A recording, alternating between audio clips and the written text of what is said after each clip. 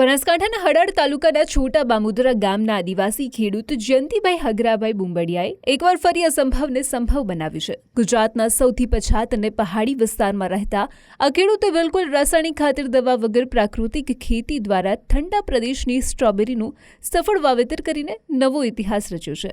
છેલ્લા 5 વર્ષથી ભગવતી પ્રાકૃતિક કૃષિ મોડેલ ફાર્મ ચલાવતા જયંતિભાઈએ આ વર્ષે પોતાના 2.5 એકર ખેતરમાં 2000 સ્ટ્રોબેરીના રોપા 22 ઓક્ટોબરે વાવ્યા હતા। હવે ફળ પાકી ગયું છે અને ઉત્પાદન શરૂ થઈ ગયું છે। ગત વર્ષે પણ તેમણે સ્ટ્રોબેરી અને શક્કરટેટીનું સફળ વાવેતર કરીને સારી આવક મેળવી હતી। જયંતિભાઈ શું કહે છે, સાંભળો તેમને। સ્ટ્રોબેરીનું વાવેતર કર્યું હતું।